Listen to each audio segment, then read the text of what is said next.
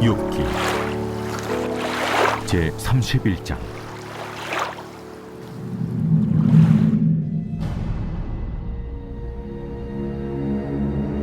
내가 내 눈과 약속하였나니 어찌 천우에게 주목하랴. 그리하면 위에 계신 하나님께서 내리시는 분깃이 무엇이겠으며 높은 곳에 전능자께서 주시는 기업이 무엇이겠느냐.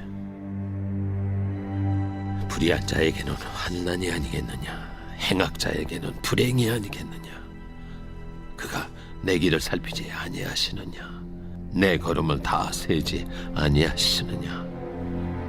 만일 내가 허위와 함께 동행하고 내 발이 속임수에 빨랐다면 하나님께서 나를 공평한 저울에 달아보시고 그가 나의 온전함을 아시기를 바라노라. 만일 내 걸음이 길에서 떠났거나 내 마음이 내 눈을 따랐거나 내 손에 더러운 것이 묻었다면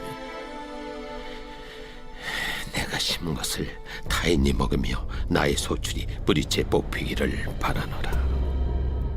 만일 내 마음이 여인에게 유혹되어 이웃의 문을 엿보아 문에서 숨어 기다렸다면 내 아내가 타인의 맷돌을 돌리며 타인과 더불어 동침하기를 바라노라. 그것은 참으로 음란한 일이니 재판에 회부할 죄악이요 멸망하도록 사르는 불이니 나의 모든 소출을 뿌리째 뽑기를 바라노라. 만일 남종이나 여종이 나와 더불어 쟁론할 때 내가 그의 권리를 저버렸다면 하나님이 일어나실 때 내가 어떻게 하겠느냐. 하나님이 심판하실 때 내가 무엇이라 대답하겠느냐. 나를 뱃속에 만드신 이가 그도 만들지 아니하셨느냐. 우리를 뱃속에 지으신 이가 한 분이 아니시냐. 내가 언제 가난한 자의 소원을 막았거나 과부의 눈으로 하여금 실망하게 하였던가. 남은 혼자 내 떡덩이를 먹고 고아에게 그 조각을 먹이지 아니하였던가. 실상은 내가 젊었을 때부터 고아 기르기를 그의 아비처럼 하였으며 내가 어렸을 때부터 과부를 인도하였노라. 만일 내가 사람이 의복이 없이 죽어가는 것이나 가난한 자가 덮을 것이 없는 것을 못 본 채 했다면, 만일 나의 양털로 그의 몸을 따뜻하게 입혀서 그의 허리가 나를 위하여 복을 빌게 하지 아니하였다면, 만일 나를 도와주는 자가 성문에 있음을 보고 내가 주먹을 들어 고아를 향해 휘둘렀다면 내 팔이 어깨뼈에서 떨어지고 내 팔뼈가 그 자리에서 부스러지기를 바라노라. 나는 하나님의 재앙을 심히 두려워하고 그의 위엄으로 말미암아 그런 일을 할 수 없느니라. 할렐루야. 사랑하는 열린문교회 성도 여러분, 지난밤도 주님 주신 은혜와 평강 가운데 단잠 주무셨습니까? 아침을 깨우는 말씀, 목요일 이 아침에 주님께서 저와 여러분에게 주시는 말씀은 욥기 31장 1절로 23절까지의 말씀입니다. 오늘도 주시는 살아계신 하나님의 말씀을 통하여 저와 여러분의 삶 가운데 선명한 성경적 기준이 세워지는 시간이 되었으면 좋겠습니다. 오늘 본문의 제목을 매일 성경의 해설자는 스스로 변호하는 욥이라는 제목을 붙였는데요. 단순히 오늘 이 본문의 내용일 뿐만 아니라 지금 계속해서 욥은 스스로의 이 의로움을 그리고 자신의 이 입장을 정당화하며 결국에는 스스로를 계속해서 변호하는 모습을 보여주고 있습니다. 그러나 요 근래 말씀을 통해서 여러분과 함께 나누었듯이 욥이 하는 그와 같은 변명과 자신을 변호하는 그와 같은 이 말들은 결국에는 자신의 의로움을 드러낼 뿐만 아니라 더욱더 자신이 얼마나 불의한 존재인지를 드러내는 것이라 라는 생각이 듭니다. 결국에는 하나하나의 성경의 구절이나 표현들을 우리가 해석하거나 살피지 않을지라도 결국엔 성경이 이야기하는, 또 성경이 목적하는 하나의 방향이 무엇인지를 보면 우리는 성경을 조금은 더 쉽게 이해하고 해석할 수 있을 것인데요. 욥기서의 방향도 마찬가지입니다. 결국에는 처음에는 욥의 의로움과 그의 선함을 드러내는 것 같다가도 결국에는 그 이후의 대화나 전개되어지는 내용들을 살펴본다면 계속해서 욥이 의로웠던 것이 아니라 결국엔 자기 기만과 속임 가운데 있었음을 보여주므로 계속해서 그 밑바닥으로 파고 내려가는 모습들을 보여줍니다. 그러나 우리는 이와 같은 이 과정 이후의 결말이 무엇인지를 알기에 결국엔 땅을 파고 깊이 내려가는 어떤 욥의 모습과 이와 같이 끊임없이 자신의 불의함을 더욱더 만천하에 드러내는 욥의 모습이 결국에는 저주나 재앙을 의미하는 것이 아니라 이 과정 이후에 철저히 자신이 무너지고 그리고 자신의 불의함을 완전히 자복하는 순간 하나님께서 현현하시고 그의 은혜가 그의 말씀이 그 가운데 나타나 세워짐으로 그가 더욱더 온전한 신앙인으로서 나가게 될 수 있습니다 라는 것을 우리는 너무나 잘 알고 있죠. 그렇기 때문에 신앙생활을 하면서 우리가 겪게 되는 절망이라든가 때로는 자신에 대한 실망, 계속해서 드러나는 자신의 연약함들은 그 순간은 재앙과도 같고 우리에게 고통과 괴로움을 주는 것 같지만 결국에는 합력하여 선을 이루시는 주님께서는 그 과정을 통하여 우리에게 더욱더 인격이신 그 주님을 만나고 대면하며 본질적인 주님만 추구할 수 있는 온전한 신앙인들로서 우리를 이끌어가는 과정 가운데 그와 같은 일들을 허락하십니다 라는 것을 우리가 깨닫고 인정하게 될 것입니다. 오늘 본문에는 욥은 끊임없이 자신의 이 의로움과 죄 없음에 대하여 드러내기 위하여 하나하나 구체적인 사항들과 이 어떤 행동들에 대하여 하나하나 자세하게 나열하는 것을 보게 되는데요.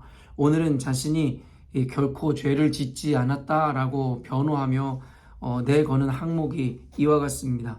바로 탐욕과 간음과 학대와 외면, 자신은 결코 탐하지 아니하였으며 특별히 자신은 간음하지 아니었을 뿐만 아니라 그 어떤 이들도 학대하거나 괴롭히지 않았고 그리고 가난하거나 소외된 이들을 외면한 적이 없었다라고 이야기하며 스스로의 의로움을 드러내고 자신에 대하여 변론하는 모습들을 보여줍니다. 여러분은 이와 같은 욥의 당당함을 보며 무엇을 깨닫습니까? 매일 성경의 해설자가 이야기하는 바와 같이 우리도 욥과 같은 의로움과 당당함을 닮아야겠다. 사람들 앞에서뿐만 아니라 하나님 앞에서조차도 자신은 옳다, 나는 억울하다라고 당당하게 이야기할 수 있는 윤리적이고 도덕적인 삶을 살아야겠다라는 적용을 여러분 하시게 되고 그와 같은 도전을 얻게 되십니까?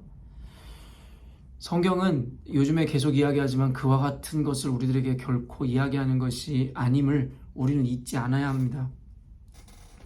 여러분 너무나 잘 알고 계시겠지만 이 그리스도 예수로 말미암아 우리들에게는 이 옛 언약이 아닌 새 언약을 허락하셨고 그리고 예수 그리스도를 믿는 우리는 그 새 언약 아래에서 그리스도의 법을 따라 살아가게 됩니다. 옛 언약과 새 언약이라는 것의 그 구분점과 그 의미를 여러분에게 이야기하였지만 결국에 옛 언약은 이 하나님께서 주신 그 율법의 요구를 모두 충족시키고 이뤄낼 때에 구원이 이루어짐에 대한 하나님의 약속이고 보증이었습니다. 그러나 로마서에서 분명히 이야기하듯이 우리 인간은 율법의 요구를 모두 드러낼 수 있는 존재는 단 한 명도 없습니다라고 이야기하므로 결국에는 그와 같은 우리의 연약함과 죄로 인하여 그리스도께서 이 땅에 오시는 것이 너무나도 당연하고 또 꼭 필요한 필수 불가결한 어떤 존재임을 성경에서 우리들에게 분명히 이야기하고 있죠. 그렇기 때문에 그리스도 예수 없이 그 누구도 율법의 요구를 완전히 충족시킴으로 구원을 얻을 인생은 아무도 없다라고 성경은 우리들에게 이야기하고 있더라는 것입니다. 그리고 또한 그 내용의 핵심이 무엇입니까? 이제는 더 이상 우리가 그리스도 예수를 믿어 그 율법의 구속 아래 더 이상 있지 아니하며 우리는 모든 것으로부터 자유함에 이르렀다라고 이야기하고 있다라는 것이죠. 이제는 율법의 충족으로 인해 얻어진 구원이 아니라 그리스도 예수를 믿음으로 말미암아 주어진 구원이기 때문입니다. 그럼에도 불구하고 어떤 이들은 이와 같은 일들로 인하여 우리는 이제는 더 쉽고 편하게 신앙생활을 할 수 있다라고 착각하는 이들이 있는 것 같은데요. 예수로 말미암아 우리가 율법의 구속으로부터 벗어났다라는 것은 단순히 우리의 신앙이 조금 더 간편해지거나 쉬워졌다라는 것을 의미하는 것이 아니라 더 고차원적으로 더 수준을 끌어높여 어쩌면 더 어려운 신앙의 모양으로 모습으로 더욱더 변화되었다라고 이야기할 수 있다라는 것이죠. 모든 것이 이 자연의 이치이고 섭리이고 진리가 무엇입니까? 모든 것이 성장할수록 어른이 되고 성숙한다라는 것은 더 무거운 책임과 더 어려운 삶의 어떤 여정이 우리 눈앞에 있음에 대해서 분명하게 이야기하고 있습니다. 고차원이란 수준이 높다는 것은 말 그대로 조금 더 복잡하고 어려운 하나의 메커니즘을 가지고 있음을 우리 너무나 잘 알고 있죠. 그렇기 때문에 그리스도 예수로 말미암아 주어진 새 언약은 더 고차원적이고 더 성숙한 개념의 것이지 더 후지고 더 뒤로 물러나는 그와 같은 저차원적 개념이 아님을 우리가 알아야 할 것입니다. 그렇다면 율법의 구속으로부터 우리를 자유케 하셨다라는, 그래서 우리에게 완전한 자유에 이르게 하셨다라는 그 그리스도로 말미암은 새 언약은 결국에 우리로 하여금 더 쉽고 편한 신앙인의 자리로 우리를 이끌어가는 것이 아니라 더 많은 책임과 그리고 더 고차원적인 성숙을 요구하는 자리로 우리를 인도하고 있음을 우리는 알아야 할 것입니다.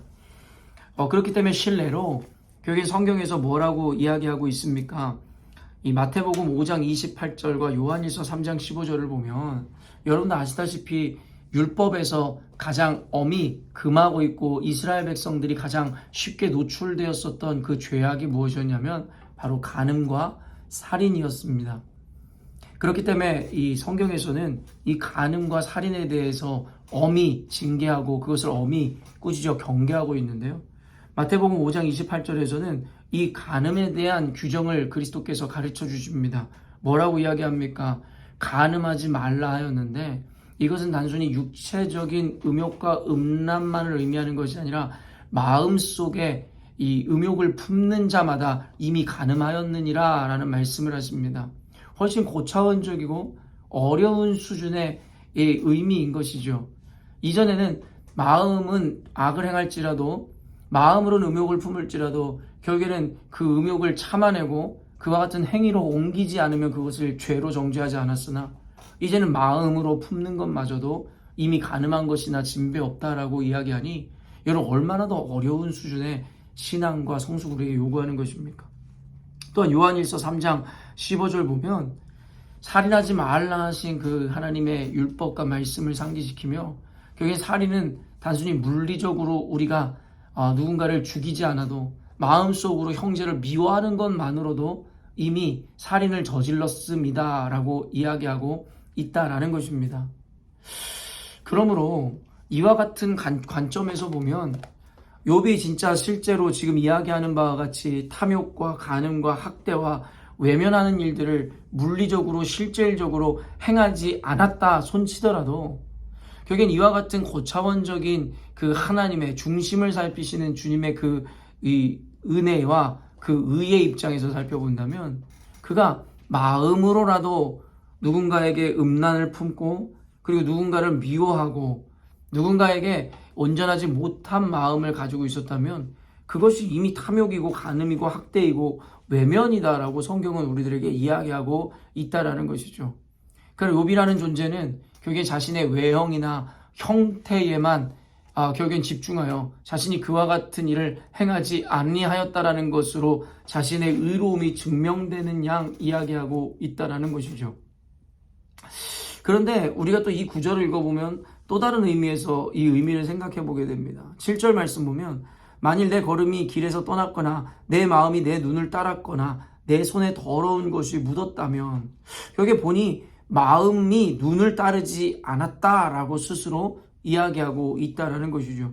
또한 9절을 보면 만일 내 마음이 여인에게 유혹되어 이웃의 문을 엿보아 문에서 숨어 기다렸다면 어찌 보면은 여기에서는 자신의 마음조차도 유혹이 되거나 어쩌면 마음으로라도 탐욕을 품지 않았다라고 이야기함으로 말미암아 어쩌면 예수님께서 말씀하신 마음으로라도 음욕을 품고 누군가를 미워하였다면 이미 간음하고 살인하였노라는 이 하나님 예수 그리스도의 가르침조차도 자신은 온전히 지켜낸 존재라고 이야기하는 것만 같다라고 해석할 수도 있을 것 같습니다. 그러나 어찌 보면 이와 같은 말씀의 과정을 통해서 예수 그리스도께서 말씀하시는 새 언약의 기준에서 본다 할지라도 욥은 그에 합당하고 완전히 의로운 자다라고 우리가 생각해 줄 수 있을지 모르겠으나 결국에는 이 모든 것이 욥의 착각임을 우리는 알아야 하고 그것을 쉽게 알 수 있다라는 것입니다. 어찌 보면 욥은 하지 않았다는데 우리가 욥이 말하는 것이 그저 착각이다라고 이야기하는 게 어쩌면 하지도 않았던 그의 행위들에 했다라고 이야기했었던 그 세 명의 친구들의 판단과 무엇이 다르겠느냐라고 이야기하는 분이 계실지 모르겠으나 그것과는 전혀 다른 맥락입니다. 제가 욥의 이와 같은 고백이 옳지 않고 속임이고 자기 기만이다라고 이야기하는 것은 단순히 제가 그저 그를 판단하는 것이 아니라 성경에 있는 기준과 세계관으로 인하여 그의 거짓은 착각이고 기만이고 거짓이라고 이야기하는 것입니다. 무슨 의미입니까? 의인은 없나니 하나도 없다라는 것과 결국에는 인간은 스스로의 의로는 구원에 이를 수 없다라는 그 로마서의 이야기와 가르침들을 기준과 근거로 이야기하고 있다는 것입니다. 여러분, 죄의 싹은 사망입니다. 결국에는 우리가 죽음에 이를 수밖에 없었던 이유는 바로 우리의 죄악 때문이고 결국에는 그렇기 때문에 그리스도 예수께서 오심으로 말미암아 죽을 수밖에 없는 죄인인 우리를 구원하신 것입니다. 그러나 만약에 욥이 자신이 정당하고 이야기하는 바와 같이 외적으로나 내적으로나 그 어떤 죄악도 범하지 않은 자라면 이 말인즉슨 무엇이냐면 자신은 완전한 의인이며 자신은 그 의로 말미암아 충분히 구원에 이를 수 있는 존재다라고 선언하는 것과 같습니다. 이것을 오늘날의 우리의 언어로 바꾸어 표현한다면 나는 의롭고 죄가 없기에 예수 그리스도가 필요하지 않습니다라고 이야기하는 것과 같다라는 것이죠. 다시 한번 팩트를 점검해드리면 의인은 없습니다.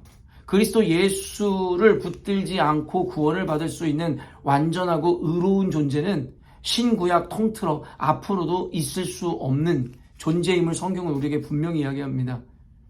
그 같은 맥락에서 욥의 고백이 얼마나 허무맹랑하고 그리고 얼마나 왜곡된 것인지에 대해서 우리는 알 수 있을 것입니다. 얼마나 자기 기만과 착각 가운데 자기를 그리고 그 이야기를 듣는 사람을 속이고 있는지를 알 수 있다라는 것이죠. 결국에는 욥이 고통당하고 이와 같은 변론하는 과정 가운데 이미 하나님께서 등장하셔서 그에게 꾸짖어 가르칠 수도 있었지만 이와 같이 긴 시간 동안에 그의 변명과 변론을 들어주시는 이유는 무엇일까요? 그로 하여금 이와 같은 어리석은 이야기를 하도록 그저 놔두시고 좌시하시는 이유가 무엇일까요? 욥으로 하여금 끊임없이 뱉어내는 자기 기만과 속임을 충분히 스스로가 뱉어낸 이후에 그것이 얼마나 거짓되고 왜곡된 것인지에 대하여 스스로 뼈저리게 느끼게 하시기 위한 하나님의 계획은 아니겠습니까? 만약에 스스로가 이와 같은 언행과 발언을 하지 않았다면 스스로는 또한 다시금 자기 기만에 빠져서 자신은 이와 같은 말을 품지도 이와 같은 생각을 해본 적도 없다라고 아마도 자기를 속였을지도 모르겠습니다. 그러나 이제 명명백백 자기의 입술로 이미 자신의 속마음을 다 내뱉어 놨기에 결국에는 그는 주워 담을 수도 없고 스스로의 의로움을 주장할 수도 없게 되는 상황을 맞이하게 되더라는 것이죠.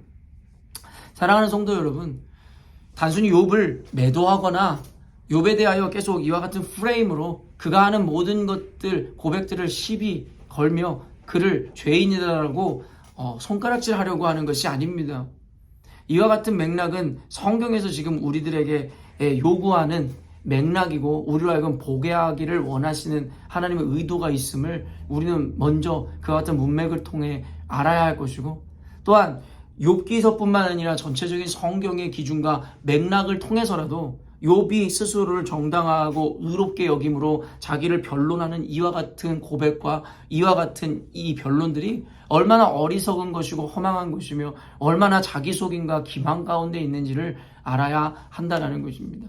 결국에 욥은 오늘 마음으로나 외로나 자신은 정당하고 의롭다라고 이야기하지만 그것은 결국에는 인간 실존에 대한 결국엔 성경적 규정에 의해 그 모든 것이 이미 거짓이고 왜곡이라는 것을 우리들에게 분명하게 보여주고 있다라는 것입니다. 사랑하는 열린문교회 성도 여러분, 사람들 앞에서는 몰라도 적어도 하나님 앞에서 우리는 스스로를 높일 수 없습니다.